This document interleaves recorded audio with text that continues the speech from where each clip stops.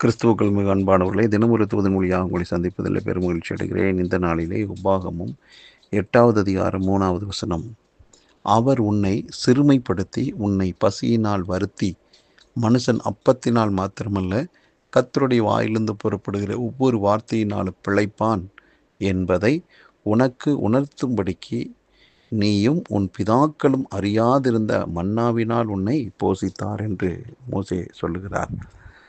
அன்பானவர்களே, கர்த்தர் நம்மை சிறுமைப்படுத்தணும், அடிக்கணும், கண்ணை பிடுங்கணும், அப்படி இப்படின்னெல்லாம் அவர் பிளான் பண்ணுறதே இல்லை. ஆனால் ஒரு காரியத்தை இந்த வசனம் நமக்கு உறுதிப்படுத்துகிறது.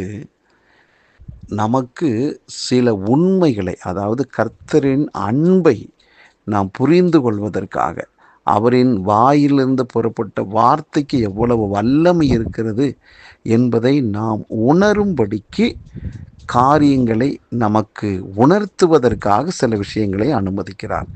அவருடைய நோக்கம் நம்மை சிறுமைப்படுத்தி பசியினால் வருந்த விடணும் என்பது இல்லவே இல்லை.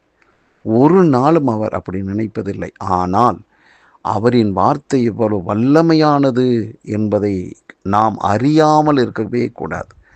என்ற அவருடைய ஜனங்கள் அவரை அறியாததுனால தான் அழிந்து போகிறார்களாம். அவருடைய வார்த்தை குறித்து, அவருடைய நாமத்தை குறித்து சரியானபடி புரிந்து கொள்ளாததுனால தான் அவங்க வாழ்க்கை தோல்வியில் முடிவடைகிறது.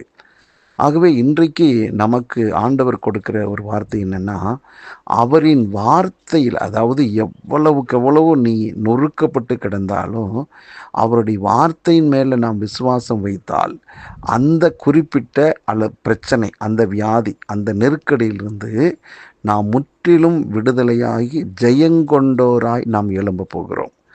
அதை நமக்கு உணர்த்தும்படியாகத்தான் சில கஷ்டங்கள், நஷ்டங்கள், வியாதிகள், பலவீனங்கள் வருகிறது. பசி என்று ஒன்று வந்தால்தான் அந்த ஆகாரத்தினுடைய, அந்த உணவினுடைய அருமை நமக்கு தெரியும். அப்போ பசி என்பது கொடுமையானதா அப்படின்னா இல்லை. அந்த உணவினுடைய மேன்மையை நாம் அறியணுங்கிறதுக்காகத்தான் நம்முடைய உடல் அமைப்பு அப்படி கொடுக்கப்பட்டிருக்கிறது. அன்பானவர்களே, நமக்கு இன்றைக்கு நல்ல செய்தி என்னென்னா, அவர் மேலே வைக்கிற விசுவாசத்தினால நம்ம வாழ்க்கை வெற்றி அடையும். நாம் தோற்று போக மாட்டோம். அவரின் வார்த்தை வல்லமையானது என்பதை புரிந்து கொள்வதற்காகத்தான் சில நெருக்கடியான காரியங்கள் வருகிறது என்பதை புரிந்து கொள்ளலாமே. நல்ல பிதாவே, இந்த நல்ல வேலைக்காக நன்றி. உங்கள் வார்த்தையின் வல்லமையை நாங்கள் புரிந்து கொள்வதற்காகவே சில நெருக்கடியான காலகட்டங்கள் எங்கள் வாழ்க்கையில் வருகிறது.